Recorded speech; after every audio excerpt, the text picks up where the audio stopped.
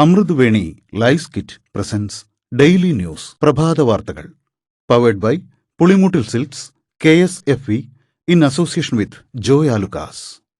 ഇത്തവണ ഫസ്റ്റ് അടിക്കില്ലേ നമ്മള്?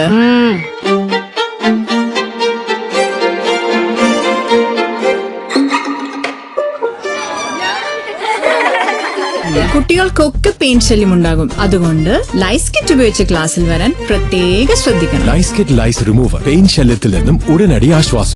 നമസ്കാരം, ഞാൻ ഡെയ്സി ബിജു. ഡെയിലി ന്യൂസിന്റെ പ്രഭാത വാർത്തകളിലേക്ക് സ്വാഗതം. ഇന്ന് ജൂൺ 5 വെള്ളിയാഴ്ച. പശ്ചിമ ബംഗാൾ നിയമസഭാ തെരഞ്ഞെടുപ്പിൽ തകർന്നടിഞ്ഞ തൃണമൂൽ കോൺഗ്രസിലെ പകുതിയോളം പാർലമെന്റ് അംഗങ്ങളും ബിജെപിയിലേക്ക്.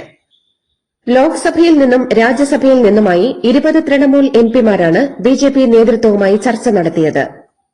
ടിഎംസിക്ക് ലോക്സഭയിൽ 28 എംപിമാരും രാജ്യസഭയിൽ 13 എംപിമാരുമാണ് ഉള്ളത്. ആകെ 41 പേർ. പ്രതിപക്ഷ നിരയിൽ കോൺഗ്രസ് കഴിഞ്ഞാൽ കൂടുതൽ എംപിമാരുള്ള രണ്ടാമത്തെ കക്ഷിയാണ് ടിഎംസി. കെഎസ്ആർടിസിയിൽ സ്ത്രീകൾക്കുള്ള സൌജന്യ യാത്രയുടെ പണം ബജറ്റിൽ വകയിരുത്തുമെന്ന് മുഖ്യമന്ത്രി വി.ഡി. സതീശൻ വ്യക്തമാക്കി. സംസ്ഥാനത്തെ സാമ്പത്തിക പ്രതിസന്ധി മറികടക്കാൻ പൊതുസ്ഥാപനങ്ങളെ സ്വയം പര്യാപ്തമാക്കുമെന്നും അദ്ദേഹം വ്യക്തമാക്കി. നിയമസഭയിലെ പ്രതിപക്ഷ ഉപനേതാവ് പദവി വേണമെന്ന ആവശ്യത്തിൽ നിന്ന് പിന്നോട്ട് പോകേണ്ടെന്ന് സിപിഐ സംസ്ഥാന സെക്രട്ടേറിയറ്റ്. പാർട്ടി അഭിമാനം സിപിഎമ്മിന് മുൻപിൽ പണയം വെക്കേണ്ടതില്ലെന്നാണ് സിപിഐ വിലയിരുത്തൽ. മാസപ്പടി കേസിൽ തുടർ നടപടികൾക്കായി എൻഫോഴ്സ്മെന്റ് ഡയറക്ടറേറ്റിന്റെ ഡയറക്ടർ കൊച്ചിയിലെത്തി. വീണ വിജയൻ അടക്കമുള്ളവർക്കെതിരായ തുടർ നടപടികൾ, റെയ്ഡിനെത്തിയ ഇഡി ഉദ്യോഗസ്ഥരെ ആക്രമിച്ചതിനെതിരായ നടപടികൾ എന്നിവ ചർച്ച ചെയ്യും. അതേസമയം CMRL കേസിൽ ഇന്ന് ഹൈക്കോടതി വിധി പ്രസ്താവിച്ചേക്കും. വൈദ്യുതി മേഖല പൂർണ്ണമായും സ്വകാര്യവൽക്കരിക്കാനാണ് വി.ഡി. സതീശൻ സർക്കാരിന്റെ നീക്കമെന്ന് മുൻ ധനമന്ത്രി കെ.എൻ. ബാലഗോപാൽ. വി.ഡി. സതീശൻ പ്രതിപക്ഷ നേതാവായിരുന്നപ്പോൾ കേരളത്തിന് 6 ലക്ഷം കോടി രൂപയുടെ കടമുണ്ടെന്നാണ് ആരോപിച്ചിരുന്നത്. എന്നാൽ ഇപ്പോൾ ധവളപത്രത്തിൽ അത് 5 ലക്ഷം കോടി രൂപയായി കുറഞ്ഞിട്ടുണ്ട്. PM ശ്രീ പദ്ധതിയിൽ 1500 കോടിയോളം രൂപ കേന്ദ്രത്തിൽ നിന്ന് ലഭിക്കാനുണ്ടെന്നും ബാലഗോപാൽ പറഞ്ഞു. റിയാദ് കൊച്ചി സെക്ടറിലേക്ക് ആകാശ എയർ പുതിയ സർവീസുകൾ പ്രഖ്യാപിച്ചു. ജൂലൈ 2 മുതലാണ് പുതിയ വിമാന സർവീസുകൾ. റിയാദിൽ നിന്നും കൊച്ചിയിലേക്ക് തിങ്കൾ, ബുധൻ, വെള്ളി ദിവസങ്ങളിലാണ് സർവീസ്. രാജ്യസഭാ സീറ്റ് ലഭിക്കാത്തതിനാൽ ജോർജ് കുര്യന് കേന്ദ്രമന്ത്രിസ്ഥാനം നഷ്ടമായേക്കും. കേന്ദ്രമന്ത്രിസഭാ പുനഃസംഘടനയിൽ സുരേഷ് ഗോപി തുടരാനാണ് സാധ്യത. കേരളത്തിൽ നിന്ന് സദാനന്ദൻ മാസ്റ്റർ, അനിൽ ആന്റണി എന്നിവരെ മന്ത്രിസ്ഥാനത്തേക്ക് പരിഗണിക്കുന്നുണ്ട്. കേന്ദ്ര സർക്കാർ പണം തരുന്നില്ലെന്ന് പരാതിപ്പെടാനാണ് സംസ്ഥാനത്ത് സാമ്പത്തിക പ്രതിസന്ധി ഉണ്ടെന്ന് പറഞ്ഞ് ധവളപത്രം പുറത്തിറക്കുന്നതെന്ന് ബിജെപി നിയമസഭാ കക്ഷി നേതാവ് ബി ഗോപകുമാർ. ഇരുമുന്നണികളും ഇതുതന്നെയാണ് ചെയ്യുന്നതെന്നും ഗോപകുമാർ പറഞ്ഞു. അടുത്ത 5 ദിവസത്തേക്ക് അതിശക്തമായ മഴയ്ക്ക് സാധ്യത. തിരുവനന്തപുരം മുതൽ തൃശൂർ വരെയുള്ള 8 ജില്ലകളിൽ ഓറഞ്ച് അലർട്ട്. വരും ദിവസങ്ങളിൽ മഴ വടക്കൻ ജില്ലകളിലേക്കും വ്യാപിക്കും. നവകേരള യാത്രയ്ക്കിടെ യൂത്ത് കോൺഗ്രസ് പ്രവർത്തകരെ മുൻ മുഖ്യമന്ത്രി പിണറായി വിജയന്റെ സുരക്ഷാ ഉദ്യോഗസ്ഥർ മർദ്ദിച്ച കേസിൽ എസ്ഐമാരെ പ്രത്യേക അന്വേഷണ സംഘം ചോദ്യം ചെയ്തു. ഗ്രേഡ് എസ്ഐമാരായ ഗിരീഷ്, ശ്രീകാന്ത് എന്നിവരാണ് പ്രത്യേക അന്വേഷണ സംഘത്തിന് മുൻപിൽ ഹാജരായത്. കേരള പോലീസിന്റെ തൂഫാൻ ലഹരി വേട്ടയുടെ ഭാഗമായി കൊച്ചിയിൽ നടത്തിയ റെയ്ഡുകളിൽ 36 പേർ അറസ്റ്റിലായി. 437.28 ഗ്രാം MDMA ഉൾപ്പെടെയുള്ള ലഹരി വസ്തുക്കളും 1 ലക്ഷം രൂപയും ആഡംബര കാറും പോലീസ് പിടിച്ചെടുത്തു.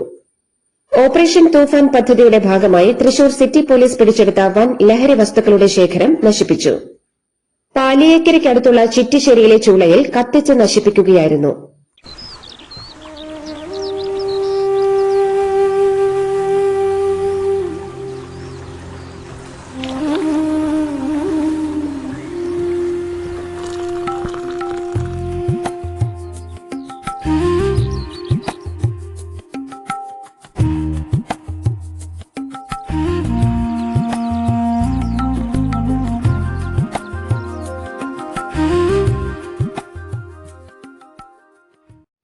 പെൻഷൻ പ്രായം ഉയർത്താനുള്ള UDF സർക്കാർ നീക്കത്തിനെതിരെ ശക്തമായ യുവജന പ്രക്ഷോഭം ഉയർത്തുമെന്ന് ഡിവൈഎഫ്ഐ.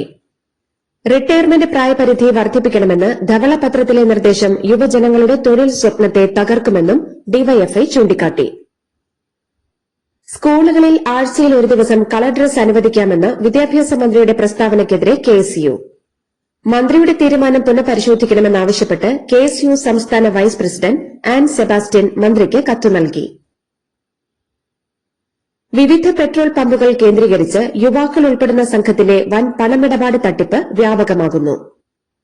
പമ്പുകളിലെ ഓൺലൈൻ പണമിടപാടിൽ QR കോഡുകൾ ദുരുപയോഗം ചെയ്ത് വ്യാജ ഇടപാടുകൾ നടത്തിയാണ് സംഘം ലക്ഷങ്ങൾ തട്ടിയെടുക്കുന്നത്.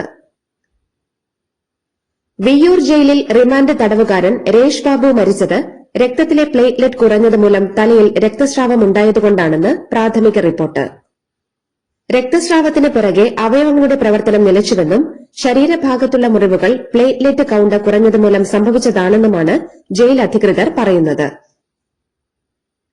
കല്ലുവാതുക്കലിലും കൊല്ലം നഗരഹൃദയത്തിലും വയോധികരെ തലക്കടിച്ചു കൊന്ന കന്യാകുമാരി തക്കല സ്വദേശി ബിജു സുരേഷ് പിടിയിൽ. തമിഴ്നാട്ടിലെത്തി കൊല്ലം ഷാഡോ പോലീസാണ് ഇയാളെ പിടികൂടിയത്. UDF മന്ത്രിമാർ വെള്ളാപ്പള്ളി നടേശനുമായും മകനുമായും സൌഹൃദം പങ്കിടുന്നതിനെതിരെ കെ സച്ചിദാനന്ദൻ, സാറ ജോസഫ് തുടങ്ങിയ സാംസ്കാരിക പ്രവർത്തകർ രംഗത്ത്.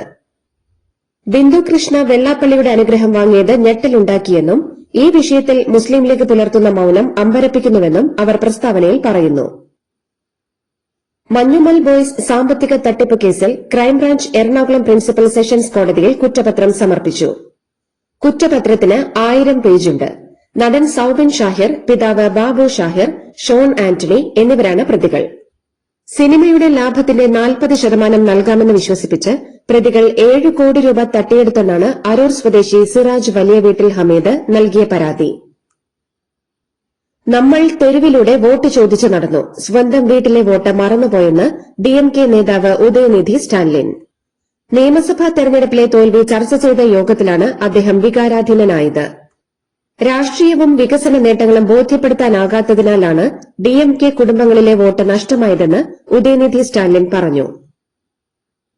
കോൺഗ്രസ് അധ്യക്ഷൻ മല്ലികാർജ്ജുൻ ഖാർഗെ, നേതാക്കളായ പവൻ ഖേര, പ്രവീൺ ചക്രവർത്തി, മൻസൂർ അലിഖാൻ, മീനാക്ഷി നടരാജൻ എന്നിവർക്ക് രാജ്യസഭയിലേക്ക് മത്സരിക്കാൻ AICC അംഗീകാരം നൽകി. ദിഗ്വിജയ് സിംഗിന് ഇക്കുറി സീറ്റ് നൽകിയില്ല. ലോക്സഭയിൽ തങ്ങളുടെ MPമാർക്ക് കോൺഗ്രസ് അംഗങ്ങൾക്കൊപ്പം അല്ലാതെ പ്രത്യേക ഇരിപ്പിടങ്ങൾ അനുവദിക്കണമെന്ന DMKയുടെ ആവശ്യം ലോക്സഭാ സെക്രട്ടേറിയറ്റ് അംഗീകരിച്ചു. കനിമൊഴിയാണ് ഇത് സംബന്ധിച്ച കത്ത് നൽകിയത്. തമിഴ്നാട് BJP അധ്യക്ഷൻ K അണ്ണാമലൈ പാർട്ടി വിടുമെന്ന അഭ്യൂഹങ്ങൾക്കിടെ തന്റെ രാഷ്ട്രീയ നിലപാട് ഇന്ന് പ്രഖ്യാപിക്കും. സോഷ്യൽ മീഡിയയിലൂടെ തത്സമയം ജനങ്ങളുമായി സംവദിക്കാനാണ് അദ്ദേഹത്തിന്റെ തീരുമാനം.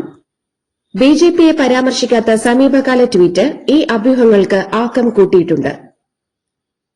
കർണാടകയിൽ മന്ത്രിമാരുടെ വകുപ്പുകൾ നിശ്ചയിച്ചു. ധനവകുപ്പ് മുഖ്യമന്ത്രി DK ശിവകുമാർ തന്നെ കൈകാര്യം ചെയ്യും. പ്രിയങ്ക ഖാർഗെയ്ക്കാണ് ആഭ്യന്തര വകുപ്പ്. ബംഗളൂരു നഗരവികസന വകുപ്പ് കൃഷ്ണ ബൈരേഗൌഡയ്ക്കും നൽകി.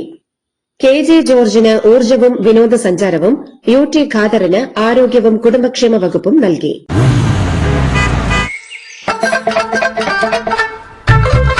എല്ലാവർക്കും വന്നു ഡാൻഡ്രഫ്, എന്തു ചെയ്യും ചേട്ടാ?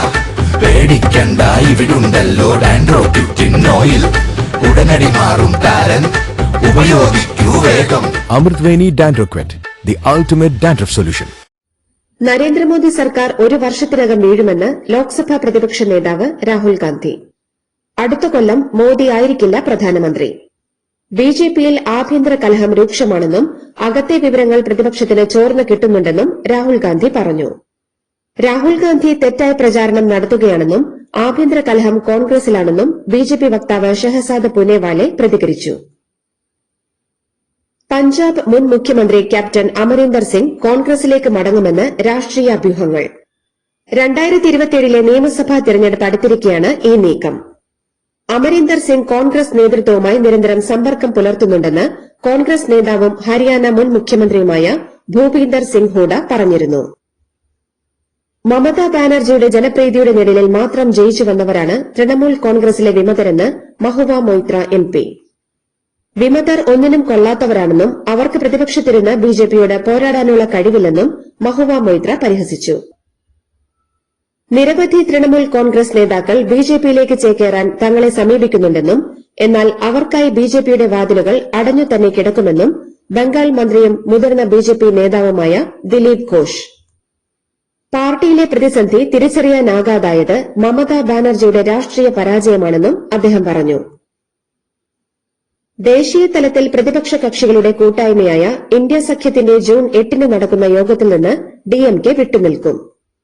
തമിഴ്നാട് നിയമസഭാ തെരഞ്ഞെടുപ്പിന് ശേഷം കോൺഗ്രസ് തങ്ങളെ വഞ്ചിച്ചുവെന്നും അതിനാൽ കോൺഗ്രസ് പങ്കെടുക്കുന്ന ഒരു യോഗത്തിലും തങ്ങൾ ഭാഗമാകില്ലെന്നും ഡിഎംകെ ഔദ്യോഗിക വാർത്താക്കുറിപ്പിൽ വ്യക്തമാക്കി. കോക്രോച്ച് ജനതാ പാർട്ടിയുടെ ശനിയാഴ്ചത്തെ പ്രതിഷേധത്തിൽ ഇടത് വിദ്യാർത്ഥി സംഘടന പ്രതിനിധികളും പങ്കെടുക്കും. CJP ക്ഷണിച്ചതനുസരിച്ച് SFI Delhi secretary Aishe Ghosh പ്രതിഷേധത്തിൽ പങ്കെടുക്കുമെന്ന് എസ്എഫ്ഐ അറിയിച്ചു. ആഗോള സംഘർഷങ്ങളുടെ പശ്ചാത്തലത്തിൽ ഇന്ത്യ 20,000 കോടിയിലധികം രൂപയുടെ സൈനിക ഡ്രോണുകൾ ആഭ്യന്തര കമ്പനികളിൽ നിന്ന് വാങ്ങാൻ ഒരുങ്ങുന്നു.